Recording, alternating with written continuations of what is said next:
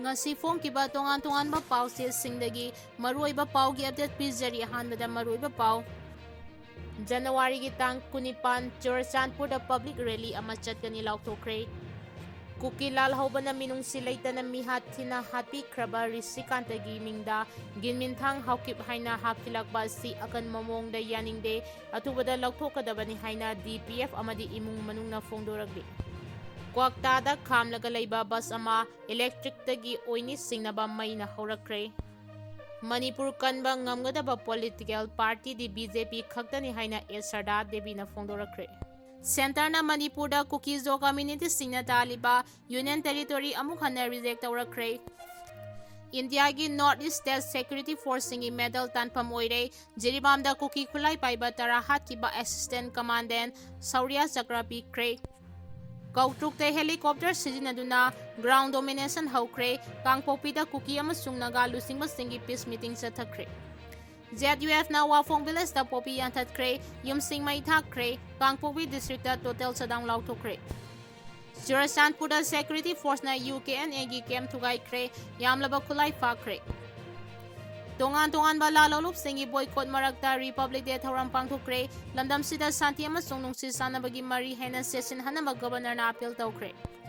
Jiribam da Kuki tara hatkiba CRPF ki assistant commandant Wilson da Surya Chakra award piba yaningde haina Kuki lup singna fongdokre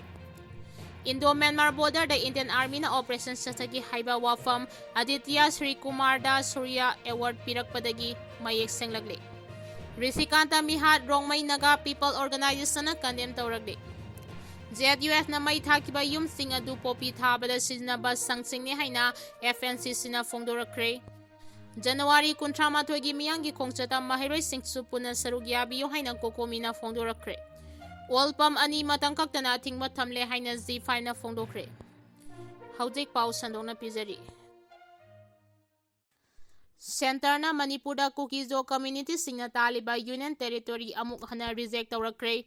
Kuki Zo community singi suda leiba militant group singi lusingba singna makoina Manipur state da union territory ama sembaga loinana legislature yauba tokhaiba separate administration ama pinaba tawrakiba dabi adu Ministry of Home Affairs na amuka hana reject tawkibaga loinana Haujik India gi oina leiba policy asida anoba union territory sing sembada support tawde haina fongdorakre hairi thajaba yaba official gi pau gi matung ina ikui dana Delhi da pangthokiba government ka sign tawnariba United People's Front amasung Kuki National Organization gi luchingba singa India gi mahus siliba Ministry of Home Affairs ki advisor Northeast in charge AK Mishra amade atai mari lainaba official singa loinana phangkiba mifam aduda Kuki Zo community amade militant group ani asina pamliba makogi demand haibade Union territory with legislature ase constitution na ayaba piba dimani Constitution haibasi government policy ki mathakta lai hairaduna KNO amadi UPF ki delegate singna makoina taliba demand adu amuka hana khana biyo haina MISA gi official amadi delegate singda haijaki UPF amadi KNO gi presentation adu tarba matung India government ki mahus siliba MISA gi official singna Kuki Zo community amadi UPF amasung KNO na taliba union territory with legislature asi yaba ngamloi hauji India gi oina lairiba policy asida anoba union territory semada support tawde haina mayek singna fongdoraki haidi India gi North East State Security Force singi medal tanpam oire Jiribam da Kuki khulai paiba tara hatkiba assistant commandant Saurya Chakra Pirkkhre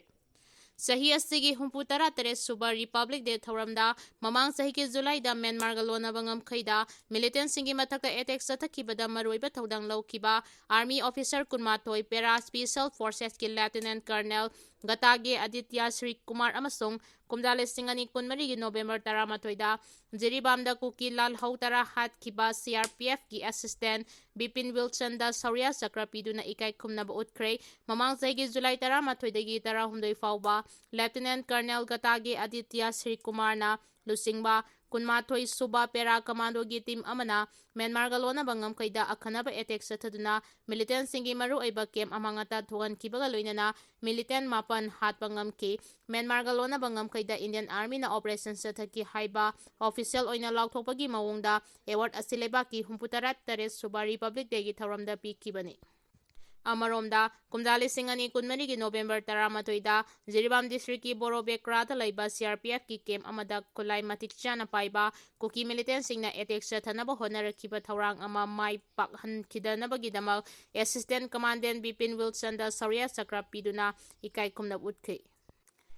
Amaromda, Kumdali Singani Kunmari November Taramatoida, Jiribam District Borobe Krata Laiba CRPF ki kem Amada, Kulai Matikchana Paiba Kuki militant Singna Etek Satanaba Honor Kiba Taurang Ama Mai Pakhan Kidabagidama, Assistant Commandant Bipin Wilson da Saria Sakra Piduna, Ikai Kumna Woodke. Kautruktai helicopter sijinaduna ground domination haukre, Kangpokpida Kuki amasung Naga Lusingba Singi peace meeting chathakre. State asigi haudi oiriba law and order gi phibam ga mari leinana mamangda hairok maning sing the Indian Army na helicopter sijinaduna military exercise chathakibagum ngarang Imphal West District amasung Kangpokpi District aniga lonaba kautruk maning sing thaktai helicopter sijinaduna air to ground area domination exercise chataba haukre. Amaromda ZUF na Kangpokpi District ki manung chenba Wafong village ta popi pambi paksa na manghanba madi popi thabada sijinaba yum khara mai thakiba thaudoktuga mari leinana Kuki amasung Naga anigi marakta sauna ungkhatnaba yabagi phibam lakpadagi ngarang nungthel pung amadagi hauna Kangpokpi District Headquarter da nakal animaki losingba sing yawba high level peace meeting chataba haukre haidi. Press na pangba pawi matung inadi kautrung maning singthakda helicopter sijinaduna air to ground domination exercise ado ngarang ayu pung 3 lom tabadagi hauraga numit yung matung pung amaga minute 10 fawa chathake ngarang ayu pung 3 lom tabada Indian Army gi helicopter sing laima khonglom dagi pairaktuna kautrung maning singthakta poi pai paiduna laikhe loinana helicopter sting ado yamna nemna kautruk kul mathakta supaiki Taudo aduda kautruk kolgi khunja sing me paiba pawa pongnaki tungde helicopter dagi thauri thadaraglaga paratrooper sing adu kautruk maning sikthakta Kuki singna saramba bunker manakta kumthakiba khunja singna unaki numit yungba matung fawa helicopter da paratrooper sing leptana holaktuna kautruk maning sikthakta thadaki kautruk kolgi khunja singna phongdorakpagi matung ina military exercise aduda sarugya ba paratrooper ama soibadagi taraktuna Makut tekpadagi leimakhongda leiba Army Hospital da laikatnanaba puki hairi. Amaromda ZUF na wafongda Kuki singna tharamba popi pambi yanthatkiba amasung Kangpoksang khara mai tharakiba thaudok adugi matangda Kuki amasung Naga singi marakta nauna ungkhanarakpa yaba phibam leibadagi district administration amasung community leaders singi marakta irang adu nemtanaba ngarang nungthel pung amarom tabadagi Kangpokpi district headquarter da high level joint peace meeting sataba haukre hairi. Press na pangba paugi source ki matung inadi meeting adu da Naga singi maiki da Hill Area Committee ki chairman so oiriba nungba kendra MLA Dipu Gangmai na litauki Maduda UNC Nongmei Naga People Organization ki kangbu singsu sarugyaki loina na mipamaduna ZUF na satakiba tawong adubu akan mamong da kanem tawkibaga loina na community anigi marakta makal amatagi hingsa to handana santi amasung nungchisana na laimina na basu apil tawki haidi. ZUF na wafong bilas da popi yanthatkre yumsing may thakre Kangpokpi district da total Shutdown Laothokkhre Ngarang laibak sinba thungna humdraga tare suba Republic Day thawrang pangthoklingay manung ZUF na Kangpokpi district ki manung chenba wafong S solung Kuki belas da tharamba yamlaba popi pambi singyan thatkre Kangpoksang ahum mai thadokre thawdoktuna maram oiraga Kuki khunja sing lanjenakre maraksida Kuki Lal haulob UPF amasung KNO gi maikedegi thawdok asina maram oiraga hingsa thoklakpa tarabadi ZUF na jaida pugadabani haina akanba warning tawkre Thaudok aduga mari leinana ZUF na thadurakiba statement amada hairibana Kangpokpi district ki manung chenba Sadar Hills area gi wafong area da Kuki singna aina yadaba mongda lam khopchinba mayai kaba draki polam sing putok pusin tawba amade ain kaina popi thabagi mayokta akhanaba drive adu chathakibane ZUF ki maike dagi hiramasigi matangda kayarak hana warning pirabasu madubu thawai usitaduna pakchana popi thabagi thabak chatharakpadagi ngarang numit yungba matung pung 12 ka minute 15 taba matamda wafong area da tharamba popi pambi sing pakchana manghan takhanba yauna farmhouse farm amasung atay structure sing manghan takhanbagi thawong adu chathakibani hairi Jeliangrong Inpui Naga Miyangi Manipuri gi oiba lamsingda ain kaina khunda sinba amasung makhal amatagi activity pangthokpa yaroi region asidagi narcotic network amasung poppy cultivation gi thabak maru phangna muthatkani haina akanba warning pirakre ꯊꯧꯗꯣꯛ ꯑꯁꯤꯒ ꯃꯔꯤ ꯂꯩꯅꯅ ꯀꯣꯇꯨꯅ ꯊꯥꯗꯣꯔꯛꯈꯤꯕ ꯆꯦꯔꯣꯜ ꯑꯃꯗ ꯍꯥꯏꯔꯤꯕꯅ ꯈꯨꯠꯂꯥꯏ ꯄꯥꯏꯕꯁꯤꯡꯅ ꯌꯥꯝꯅ ꯇꯣꯏꯅ ꯍꯧꯈꯤꯕ ꯊꯥ ꯈꯔ ꯑꯁꯤꯗ ꯀꯥꯡꯄꯣꯛꯄꯤ ꯗꯤꯁꯇ꯭ꯔꯤꯛꯀꯤ ꯃꯅꯨꯡ ꯆꯜꯂꯤꯕ ꯂꯥꯡꯖꯣꯜ, ꯂꯣꯏꯕꯣꯜ, ꯈꯣꯂꯦꯟ, ꯈꯥꯔꯝꯕꯥꯏꯐꯩ ꯑꯃꯁꯨꯡ ꯀꯦ ꯁꯣꯂꯨꯡ ꯍꯥꯏꯔꯤꯕ ꯀꯨꯀꯤꯖꯣꯒꯤ ꯈꯨꯜ ꯑꯁꯤꯗ ꯌꯥꯝꯅ ꯇꯣꯏꯅ ꯀꯤꯍꯟ ꯈꯪꯍꯟꯕꯒꯤ ꯊꯧꯗꯣꯛꯁꯤꯡ ꯇꯣꯏꯅ ꯆꯠꯊꯔꯤ꯫ ꯍꯥꯏꯔꯤꯕ ꯈꯨꯠꯂꯥꯏ ꯄꯥꯏꯕꯁꯤꯡ ꯑꯗꯨꯅ ꯈꯨꯜꯁꯤꯡ ꯑꯁꯤꯗ ꯄꯥꯛꯁꯟꯅ ꯄꯣꯄꯤ ꯊꯥꯕꯒꯤ ꯊꯕꯛ ꯆꯠꯊꯩ ꯍꯥꯏꯕꯒꯤ ꯃꯔꯥꯜꯗ ꯈꯨꯟꯖꯥꯁꯤꯡꯗ ꯇꯥꯔꯒꯦꯠ ꯇꯧꯅꯕ ꯃꯐꯝ ꯑꯗꯨꯒꯤ ꯈꯨꯟꯖꯥꯁꯤꯡ ꯑꯀꯤꯕ ꯀꯌꯥ ꯃꯥꯌꯣꯛꯅꯔꯦ ꯑꯃꯁꯨꯡ ꯈꯨꯜ ꯊꯥꯗꯣꯛꯇꯨꯅ ꯆꯦꯟꯅꯔꯦ꯫ ꯃꯔꯝ ꯑꯗꯨꯅ ꯀꯦ ꯁꯣꯅꯨꯡ ꯚꯤꯂꯦꯖꯇ ꯑꯦꯇꯦꯛ ꯇꯧꯕꯒꯤ ꯊꯧꯗꯣꯛꯇ ꯆꯦꯟꯅꯔꯤꯕꯁꯤꯡ ꯁꯔꯀꯥꯔꯒꯤ ꯃꯥꯏꯀꯩꯗꯒꯤ ꯄꯨꯡ 24ꯒꯤ ꯃꯅꯨꯡꯗ ꯐꯥꯗꯨꯅ ꯃꯇꯤꯛ ꯆꯥꯕ ꯗꯟꯗꯤ ꯄꯤꯒꯗꯕꯅꯤ꯫ ꯀꯔꯤꯒꯨꯝꯕ ꯗꯤꯃꯥꯟ ꯑꯁꯤ ꯊꯕꯛꯇ ꯑꯣꯟꯊꯣꯛꯄ ꯉꯝꯗ꯭ꯔꯕꯗꯤ ꯇꯥꯡ 18ꯒꯤ ꯑꯍꯤꯡ ꯅꯣꯡꯌꯥꯏꯗꯒꯤ ꯇꯥꯡ 19ꯒꯤ ꯑꯍꯤꯡ ꯅꯣꯡꯌꯥꯏ ꯐꯥꯎꯕ ꯀꯥꯡꯄꯣꯛꯄꯤ ꯗꯤꯁꯇ꯭ꯔꯤꯛꯇ ꯇꯣꯇꯦꯜ ꯁꯠꯗꯥꯎꯟ ꯇꯧꯔꯒꯅꯤ ꯍꯥꯏꯅ ꯂꯥꯎꯊꯣꯛꯈ꯭ꯔꯦ꯫ ꯆꯨꯔꯆꯥꯟꯄꯨꯔꯗ ꯁꯦꯀ꯭ꯌꯨꯔꯤꯇꯤ ꯐꯣꯔꯁꯅ ꯌꯨ.ꯀꯦ.ꯑꯦꯟ.ꯑꯦꯒꯤ ꯀꯦꯝꯞ ꯊꯨꯒꯥꯏꯈ꯭ꯔꯦ, ꯌꯥꯝꯂꯕ ꯈꯨꯠꯂꯥꯏ ꯐꯥꯈ꯭ꯔꯦ꯫ ꯍꯧꯈꯤꯕ ꯖꯅꯨꯋꯥꯔꯤ 12ꯗ ꯆꯨꯔꯆꯥꯟꯄꯨꯔ ꯗꯤꯁꯇ꯭ꯔꯤꯛꯀꯤ ꯇꯨꯏꯕꯣꯡꯗ ꯀꯛꯆꯤꯡ ꯈꯨꯅꯧ ꯎꯆꯥꯟ ꯃꯈꯣꯡ ꯂꯩꯀꯥꯏꯗꯒꯤ ꯃꯌꯥꯡꯂꯝꯕꯝ ꯔꯤꯁꯤꯀꯥꯟꯇꯕꯨ ꯇꯝꯊꯤꯅ ꯍꯥꯠꯈꯤꯕ ꯊꯧꯗꯣꯛꯀ ꯃꯔꯤ ꯂꯩꯅꯅ ꯁꯦꯀ꯭ꯌꯨꯔꯤꯇꯤ ꯐꯣꯔꯁꯅ ꯆꯠꯊꯔꯛꯈꯤꯕ ꯑꯣꯄꯔꯦꯁꯟꯒꯤ ꯃꯅꯨꯡ ꯆꯟꯅ ꯃꯤꯍꯥꯠ ꯑꯁꯤꯗ ꯆꯦꯟꯅꯔꯤꯕ ꯌꯨ.ꯀꯦ.ꯑꯦꯟ.ꯑꯦꯒꯤ ꯀꯦꯝꯞ ꯑꯃ ꯊꯨꯒꯥꯏꯈ꯭ꯔꯦ, ꯌꯥꯝꯂꯕ ꯈꯨꯠꯂꯥꯏꯁꯤꯡ ꯐꯥꯒꯠꯂꯦ ꯍꯥꯏꯔꯤ꯫ ꯑꯣꯐꯤꯁꯤꯌꯦꯜ ꯁꯣꯔꯁ ꯑꯃꯅ ꯍꯥꯏꯔꯤꯕꯅ ꯌꯨ.ꯀꯦ.ꯑꯦꯟ.ꯑꯦ ꯑꯁꯤ ꯏꯟꯗꯣ-ꯃ꯭ꯌꯥꯟꯃꯥꯔ ꯕꯣꯔꯗꯔꯗ ꯑꯣꯄꯔꯦꯠ ꯇꯧꯕ ꯁꯨ ꯑꯦꯒ꯭ꯔꯤꯃꯦꯟꯠ ꯁꯥꯏꯟ ꯇꯧꯅꯗꯕ ꯂꯥꯜꯍꯧꯂꯨꯞ ꯑꯃꯅꯤ꯫ ꯌꯨ.ꯀꯦ.ꯑꯦꯟ.ꯑꯦꯒꯤ ꯀꯦꯗꯔ ꯃꯔꯤꯅ ꯃꯌꯥꯡꯂꯝꯕꯝ ꯔꯤꯁꯤꯀꯥꯟꯇꯕꯨ ꯀꯤꯗꯅꯦꯞ ꯇꯧꯗꯨꯅ ꯄꯨꯈ꯭ꯔꯕ ꯃꯇꯨꯡ ꯇꯝꯊꯤꯅ ꯍꯥꯠꯇꯣꯛꯈꯤꯕ ꯊꯧꯗꯣꯛ ꯑꯗꯨꯒ ꯃꯔꯤ ꯂꯩꯅꯅ ꯑꯍꯥꯟꯕ ꯐꯦꯖꯒꯤ ꯑꯣꯏꯅ ꯁꯦꯟꯇ꯭ꯔꯦꯜ ꯁꯦꯀ꯭ꯌꯨꯔꯤꯇꯤ ꯐꯣꯔꯁ ꯑꯃꯁꯨꯡ ꯃꯅꯤꯄꯨꯔ ꯄꯨꯂꯤꯁꯀꯤ ꯑꯄꯨꯟꯕ ꯀꯝꯕꯥꯏꯟ ꯇꯤꯝ ꯑꯃꯅ ꯆꯨꯔꯆꯥꯟꯄꯨꯔ ꯄꯨꯂꯤꯁ ꯁ꯭ꯇꯦꯁꯟꯒꯤ ꯃꯅꯨꯡ ꯆꯟꯕ ꯀꯩꯖꯥꯡ ꯚꯤꯂꯦꯖꯇ ꯆꯠꯊꯈꯤꯕ ꯑꯣꯄꯔꯦꯁꯟ ꯑꯗꯨꯗ ꯌꯨ.ꯀꯦ.ꯑꯦꯟ.ꯑꯦꯒꯤ ꯀꯦꯝꯞ ꯑꯗꯨ ꯊꯨꯒꯥꯏꯈꯤꯕꯅꯤ꯫ ꯂꯣꯏꯅꯅ ꯍꯥꯏꯔꯤꯕ ꯀꯦꯝꯞ ꯑꯗꯨꯒꯤ MA2 Mark II ꯔꯥꯏꯐꯜꯁ ꯑꯃ, ꯃꯦꯒꯥꯖꯤꯟ ꯑꯃ, AK-ꯒꯤ ꯃꯦꯒꯥꯖꯤꯟ ꯑꯃ, ꯇꯣꯉꯥꯟ-ꯇꯣꯉꯥꯟꯕ ꯀꯦꯂꯤꯕꯔꯁꯤꯡꯒꯤ ꯃꯔꯨ 73, ꯍꯥꯏ ꯑꯦꯛꯁꯄ꯭ꯂꯣꯁꯤꯚ ꯍꯦꯟ ꯒ꯭ꯔꯦꯅꯦꯗ ꯑꯅꯤ, ꯆꯥꯎꯔꯥꯛꯅ ꯀꯦꯖꯤ 3ꯒ ꯒ꯭ꯔꯥꯝ 50 ꯂꯨꯝꯕ ꯏꯝꯄ꯭ꯔꯣꯚꯥꯏꯖ ꯑꯦꯛꯁꯄ꯭ꯂꯣꯁꯤꯚ ꯗꯤꯚꯥꯏꯁ ꯑꯃ ꯑꯃꯁꯨꯡ ꯃꯖꯜ ꯂꯣꯗꯤꯡ ꯔꯦꯕꯦꯜ ꯒꯟ ꯑꯃ ꯐꯥꯒꯠꯈ꯭ꯔꯦ ꯍꯥꯏꯔꯤ꯫ ꯖꯤꯔꯤꯕꯥꯝꯗ ꯀꯨꯀꯤ 10 ꯍꯥꯠꯈꯤꯕ ꯁꯤ.ꯑꯥꯔ.ꯄꯤ.ꯑꯦꯐꯀꯤ ꯑꯦꯁꯤꯁꯇꯦꯟꯠ ꯀꯃꯥꯟꯗꯦꯟꯠ ꯋꯤꯜꯁꯟꯗ ꯁꯨꯔ꯭ꯌ ꯆꯀ꯭ꯔ ꯑꯦꯋꯥꯔꯗ ꯄꯤꯕ ꯌꯥꯅꯤꯡꯗꯦ ꯍꯥꯏꯅ ꯀꯨꯀꯤ ꯂꯨꯞꯁꯤꯡꯅ ꯐꯣꯡꯗꯣꯔꯛꯈ꯭ꯔꯦ꯫ ꯍꯧꯈꯤꯕ ꯆꯍꯤ 2024ꯒꯤ ꯅꯣꯚꯦꯝꯕꯔ 18ꯗ ꯖꯤꯔꯤꯕꯥꯝꯗ ꯀꯨꯀꯤ ꯃꯥꯔꯚꯦꯂꯁ ꯚꯣꯂꯟꯇꯤꯌꯔ 10ꯕꯨ ꯃꯈꯨꯠ ꯆꯠꯂꯕ ꯃꯇꯨꯡꯗ ꯇꯝꯊꯤꯅ ꯍꯥꯠꯈꯤꯕꯗ ꯆꯦꯟꯅꯕ ꯁꯤ.ꯑꯥꯔ.ꯄꯤ.ꯑꯦꯐꯀꯤ ꯑꯦꯁꯤꯁꯇꯦꯟꯠ ꯀꯃꯥꯟꯗꯦꯟꯠ ꯕꯤꯄꯤꯜ ꯋꯤꯜꯁꯟꯗ ꯁꯨꯔ꯭ꯌ ꯆꯀ꯭ꯔ ꯑꯦꯋꯥꯔꯗ ꯄꯤꯕ ꯑꯁꯤ ꯑꯀꯟꯕ ꯃꯑꯣꯡꯗ ꯌꯥꯅꯤꯡꯗꯦ ꯍꯥꯏꯅ ꯀꯨꯀꯤ ꯑꯣꯔꯒꯅꯥꯏꯖꯦꯁꯟ ꯐꯣꯔ ꯍ꯭ꯌꯨꯃꯦꯟ ꯔꯥꯏꯠꯁ ꯏꯁꯅ ꯊꯥꯗꯣꯔꯛꯄ ꯆꯦꯔꯣꯜ ꯑꯃꯅ ꯍꯥꯏꯔꯤ꯫ ꯑꯁꯤꯒꯨꯝꯕ ꯄꯔꯁꯣꯅꯦꯜ ꯑꯃꯕꯨ ꯔꯤꯄꯕ꯭ꯂꯤꯛ ꯗꯦ ꯊꯧꯔꯝꯗ ꯒꯦꯂꯦꯟꯇꯔꯤ ꯑꯦꯋꯥꯔꯗ ꯄꯤꯕ ꯍꯥꯏꯕꯁꯤ ꯀꯨꯀꯤ ꯃꯤꯌꯥꯝꯒꯤ ꯃꯄꯨꯟꯁꯤ ꯀꯔꯤꯁꯨ ꯂꯩꯇꯅ ꯈꯟꯕ ꯊꯧꯑꯣꯡꯅꯤ꯫ ꯊꯧꯗꯣꯛ ꯑꯗꯨꯒꯤ ꯃꯇꯥꯡꯗ ꯁꯨꯄ꯭ꯔꯤꯝ ꯀꯣꯔꯠꯀꯤ ꯁꯨꯄꯔꯚꯤꯖꯟꯒꯤ ꯃꯈꯥꯗ ꯏꯟꯗꯤꯄꯦꯟꯗꯦꯟꯠ ꯏꯟꯚꯦꯁꯇꯤꯒꯦꯁꯟ ꯆꯠꯊꯒꯗꯕꯅꯤ꯫ ꯑꯥꯏꯟꯅ ꯌꯥꯗꯕ ꯃꯑꯣꯡꯗ ꯃꯤꯍꯥꯠꯁꯤꯡ ꯑꯗꯨꯕꯨ ꯆꯠꯊꯈꯤꯕ ꯃꯤꯍꯨꯠꯁꯤꯡꯒꯤ ꯃꯊꯛꯇ ꯑꯥꯏꯟꯒꯤ ꯑꯣꯏꯕ ꯆꯩꯔꯥꯛ ꯄꯤꯒꯗꯕꯅꯤ꯫ ꯂꯣꯏꯅꯅ ꯂꯩꯈꯤꯗ꯭ꯔꯕꯁꯤꯡꯒꯤ ꯏꯃꯨꯡ ꯃꯅꯨꯡꯒꯤꯗꯃꯛ ꯂꯨꯞ ꯑꯁꯤꯅ ꯆꯞ ꯆꯥꯅ ꯂꯦꯞꯂꯤ ꯑꯃꯁꯨꯡ ꯀꯨꯀꯤ ꯃꯤꯌꯥꯝꯒꯤ ꯍ꯭ꯌꯨꯃꯦꯟ ꯔꯥꯏꯠꯁ, ꯗꯤꯒꯅꯤꯇꯤ ꯑꯃꯁꯨꯡ ꯖꯁꯇꯤꯁꯀꯤꯗꯃꯛꯇ ꯂꯧꯈꯤꯕ ꯋꯥꯔꯦꯞꯁꯤꯡ ꯑꯗꯨ ꯔꯤꯐꯔꯝ ꯇꯧꯔꯦ ꯍꯥꯏꯔꯤ꯫ ꯏꯟꯗꯤꯖꯤꯅꯁ ꯇ꯭ꯔꯥꯏꯕꯦꯜ ꯂꯤꯗꯔ ꯐꯣꯔꯝꯅ ꯊꯥꯗꯣꯔꯛꯄ ꯆꯦꯔꯣꯜ ꯑꯃꯗꯁꯨ ꯏꯪ 2024ꯒꯤ ꯀꯨꯀꯤꯖꯣ ꯇ꯭ꯔꯥꯏꯕꯦꯜ 10 ꯍꯥꯠꯈꯤꯕꯒꯤ ꯊꯧꯗꯣꯛꯇ ꯆꯦꯟꯅꯔꯤꯕ ꯁꯤ.ꯑꯥꯔ.ꯄꯤ.ꯑꯦꯐꯀꯤ ꯑꯦꯁꯤꯁꯇꯦꯟꯠ ꯀꯃꯥꯟꯗꯦꯟꯠ ꯋꯤꯜꯁꯟꯗ ꯒꯦꯂꯦꯟꯇꯔꯤ ꯃꯦꯗꯜ ꯄꯤꯕ ꯍꯥꯏꯕꯁꯤ ꯑꯀꯟꯕ ꯃꯑꯣꯡꯗ ꯀꯟꯗꯦꯝ ꯇꯧꯏ꯫ ꯁꯤ.ꯑꯥꯔ.ꯄꯤ.ꯑꯦꯐ ꯀꯥꯡꯕꯨꯅ ꯃꯈꯣꯏ 10 ꯑꯗꯨꯕꯨ ꯍꯥꯠꯂꯕ ꯃꯇꯨꯡꯗ ꯁꯤꯔꯤꯕ ꯃꯔꯥꯜꯁꯤꯡ ꯑꯗꯨ ꯌꯥꯅꯤꯡꯗꯦ꯫ ꯚꯤꯂꯦꯖ ꯚꯣꯂꯟꯇꯤꯌꯔꯁꯤꯡꯒꯤ ꯃꯥꯏꯀꯩꯗꯒꯤ ꯁꯤ.ꯑꯥꯔ.ꯄꯤ.ꯑꯦꯐꯀꯤ ꯄꯣꯁꯠꯇ ꯑꯦꯇꯦꯛ ꯇꯧꯈꯤꯕꯒꯤ ꯊꯧꯗꯣꯛ ꯂꯩꯇꯦ ꯍꯥꯏꯔꯛꯂꯤ꯫ ꯏꯟꯗꯣ-ꯃ꯭ꯌꯥꯟꯃꯥꯔ ꯕꯣꯔꯗꯔꯗ ꯏꯟꯗꯤꯌꯟ ꯑꯥꯔꯃꯤꯅ ꯑꯣꯄꯔꯦꯁꯟ ꯆꯠꯊꯈꯤ ꯍꯥꯏꯕ ꯋꯥꯐꯝ ꯑꯗꯤꯇ꯭ꯌ ꯁ꯭ꯔꯤꯀꯨꯃꯥꯔꯗ ꯁꯨꯔ꯭ꯌ ꯆꯀ꯭ꯔ ꯄꯤꯔꯛꯄꯗꯒꯤ ꯃꯌꯦꯛ ꯁꯦꯡꯂꯛꯂꯦ꯫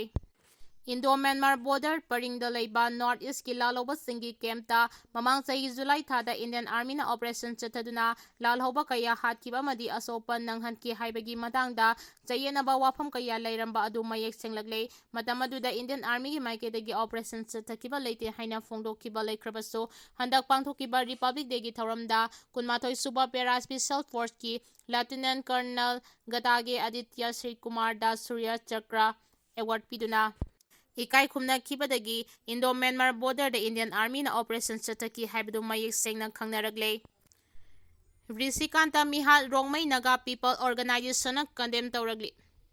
Haukiba January 18 militantsingna Churachandpur districtki Tuibongda Mayanglambam Risikanta hatkibagi thaudok adu akanba maungda kanem tawi state asida tongan-tonganba civil society organization amasong sarkargi maikidagi mahausagi phibam hanjilaknaba kanna honaringai cherakta asigumba thawong chatharakpase yamna laibak thibane haina Nongmei Naga people organization na thadurakpa serol amana hairi serol asina makhatana haibana Kangpopi district ki ke Solong Belesta ZUFK gi kangusingna mai thakiba thaudok adubu organization asina haksina lawi kulai paiba singna siguma thawong singa sisa thaduna amadi laiba khenaba sing adu table da khana nainaduna warosin purangnaba appeal tawri